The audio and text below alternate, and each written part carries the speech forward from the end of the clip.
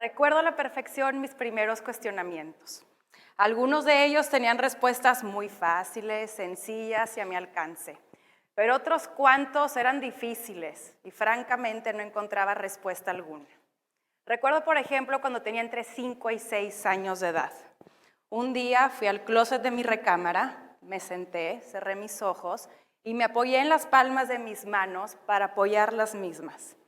En esa completa oscuridad, mi mente creó de manera inconsciente luces que yo posteriormente autodenominé como estrellas. Y en esas estrellas empezaba a cuestionarme, y recuerdo 2 cuestionamientos trascendentales.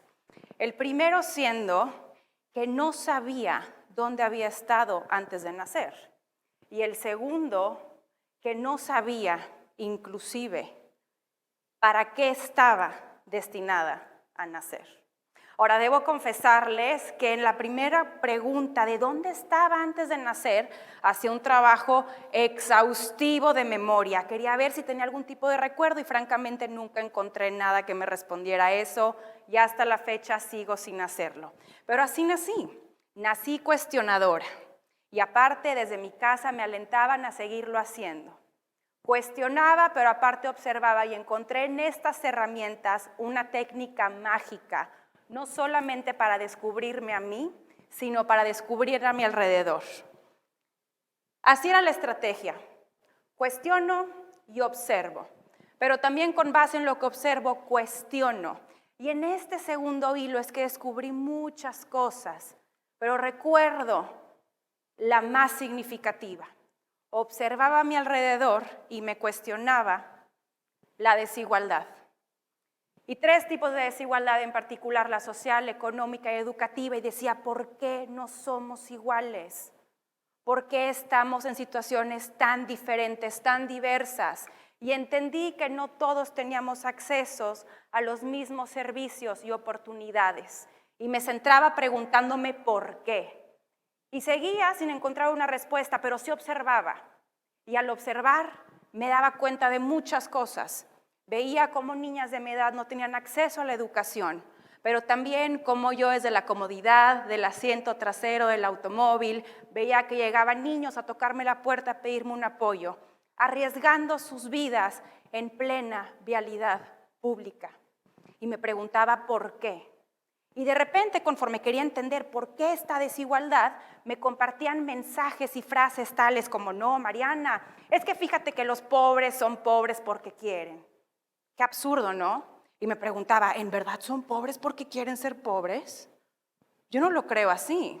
Y entonces me empezaba a cuestionar todavía más estos mitos para terminar de descubrir que lamentablemente en este país las personas que nacen en estado de pobreza o de precariedad están destinados a morir de la misma forma porque no hay incentivos, porque los cambios son estructurales de arriba hacia abajo y hacia arriba donde se concentra el poder público, privado, donde está la toma de decisiones y sigo dándome cuenta que no se cuestionan ese poder que tienen para entonces incidir en el grueso poblacional.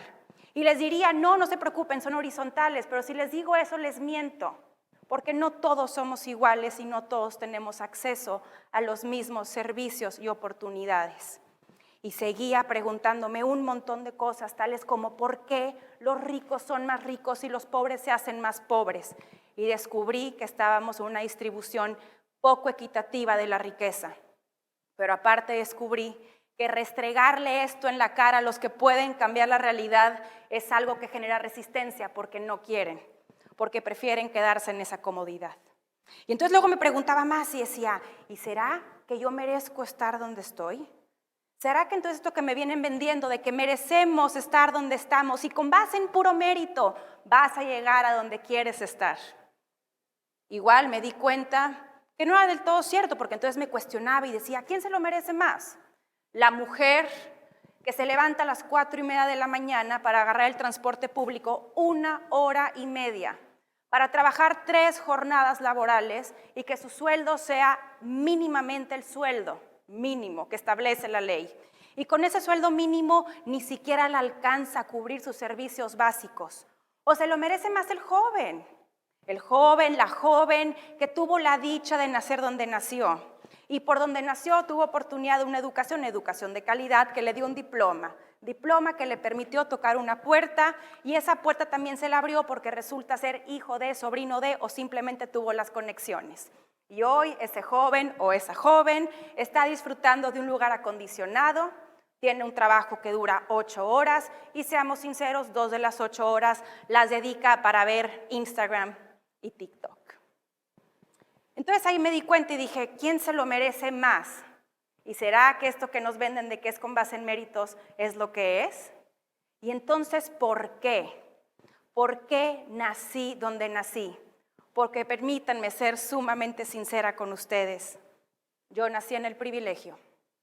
Y el privilegio se ve de muchas formas, sí, por supuesto, nací en un estrato socioeconómico cultural alto, pero el privilegio en este país no es meramente el poder adquisitivo, es mucho más. Cuando en este país la violencia intrafamiliar azota la mayoría de los hogares mexicanos, el que tú no tengas esas condiciones de vida te pone en una situación de privilegio. Y yo tuve ese privilegio. Si me voy a la educación, también tuve el privilegio de ser educada, con una educación, no solamente educación, sino una educación de calidad. Y terminé mis estudios superiores, y cuando veo el porcentaje de deserción escolar en secundaria, me doy cuenta que llegar más allá de secundaria es equivalente a estar en privilegio.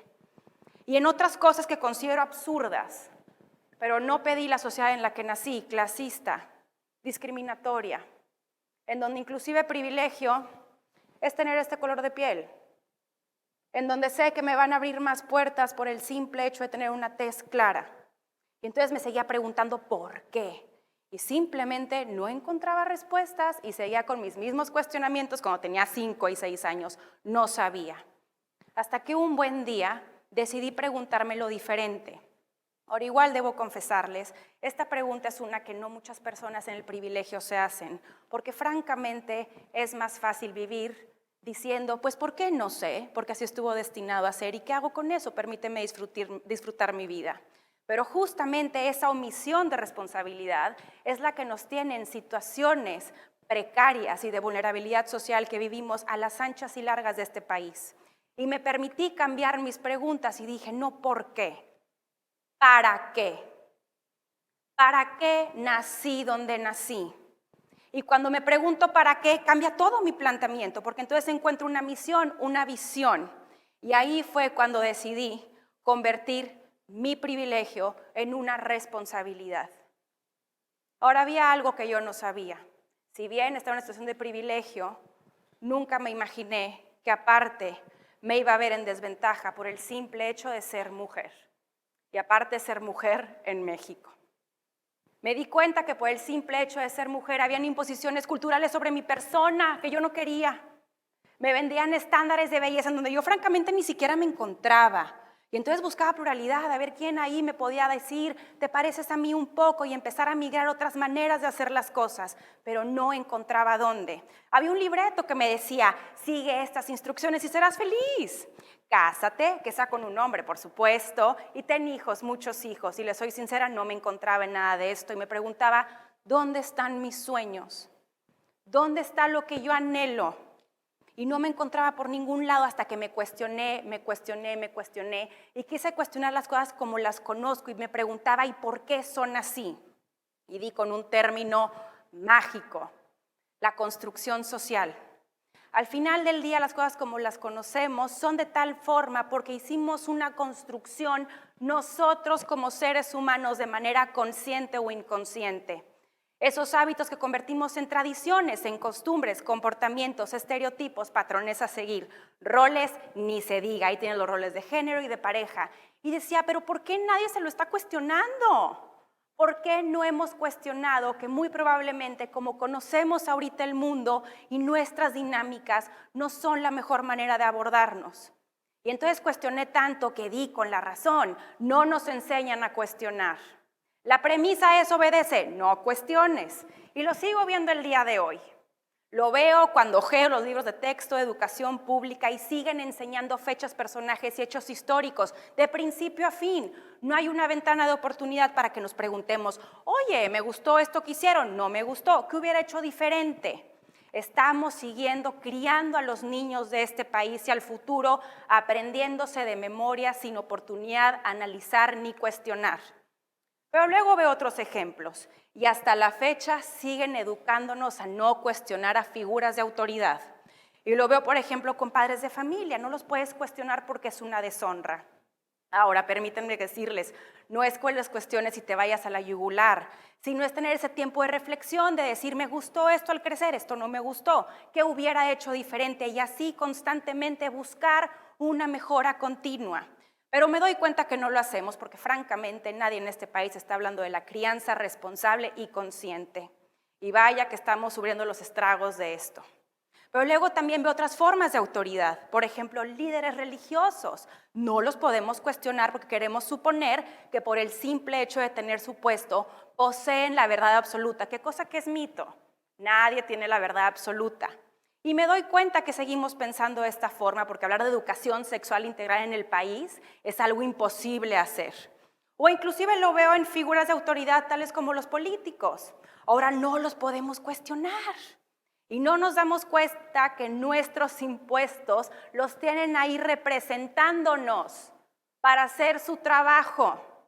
Y peor aún, hay quienes creen que por el simple hecho de llegar a un puesto de autoridad pública van a venir a salvarnos. Y ni les platico de cuestionar el status quo, ese sí no lo toquen, porque entra la justificación perfecta. Las cosas son como son por algo, como si ese algo fuera bueno. Pero no sabemos si es bueno o malo, correcto o incorrecto, si no nos cuestionamos. Pero es que aparte de que no nos cuestionamos, el cuestionamiento cada vez se ve más desalentado, porque estamos en una era de reafirmar posturas. Queremos que nos vengan a confirmar lo que estamos pensando, no tanto abrirnos a pensar de otras maneras, o entonces tú y yo complementarnos con tu visión y la mía, y darme cuenta que nadie posee una verdad absoluta, pero podemos mirar algo mejor. Y si dices, no, fíjate que yo no, yo sí busco complementarme, pues ahí te va otra cosa más importante. Estamos todos manipulados por un algoritmo que sabe tus creencias, tus preferencias, tus ideologías y te carta literalmente con base en eso, para que tú todos los días veas lo que te gusta, tu preferencia, tu ideología, lo que crees correcto, lo que crees incorrecto. Y entonces llegamos a una gran cosa, grande, enorme, problemática que es... Llegamos a pensar que lo que creemos individualmente es lo que cree la mayoría y que es la realidad colectiva. Y qué equivocados estamos. Lo que nosotros creemos de manera individual no es lo que cree la mayoría. Nuestra realidad individual no es equivalente a la realidad de la mayoría. Y por pensar así, hemos venido arrastrando el lápiz con los mismos problemas. ¿Y qué pasa si la colectiva lo hago en masculino colectivo? Y entonces me pregunto, ¿quién hace el colectivo? Y el colectivo lo hacemos todos nosotros, individualmente. Pero entonces cuestiono esto y me doy cuenta, nadie se está terminando de cuestionar nuestra corresponsabilidad con lo colectivo. Y cómo incidimos de manera consciente o inconsciente en esta construcción. Y me doy cuenta que no lo estamos haciendo porque no estamos abordando con responsabilidad nuestras acciones, nuestra información, la manera en la que nos abordamos con lo demás. Si lo haríamos, estaríamos siendo perfectamente conscientes de que impactamos de manera positiva o negativa, pero seguimos afectando en muchos aspectos de manera negativa. ¿Qué pasa si todos aquí empezamos a cuestionarnos nuestra corresponsabilidad y la importancia que tenemos para aportar desde nuestra individualidad, nuestro microentorno, a algo más grande? Y también me doy cuenta con la normalización, porque ahora resulta que lo no digno de normalizar está normalizado. Y lo veo cuando ya no nos impacta ver los titulares que incluyen un homicidio doloso. Tienen que ser 20 y tiene que ser una masacre para que me llame la atención. Y peor aún, para que me indigne. O empiezo a ver cifras. ¿Matan a 11 mujeres al día en México? Y empiezo a normalizar la cifra. Son 11 personas, 11 familias, y no lo estamos viendo. Lo mismo veo con el uso de pornografía. Cómo se sigue rolando en los chats de hombres y total, no pasa nada, tú síguelo haciendo, es que es lo normal. Eso es digno de hombres.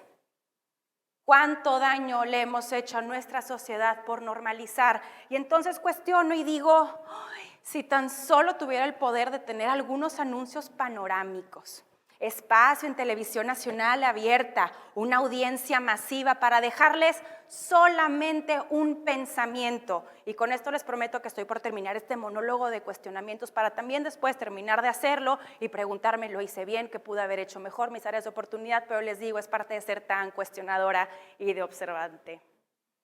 Si pudiera dejarles un mensaje sería el siguiente: cuestiónense para encontrarse y así liberarse.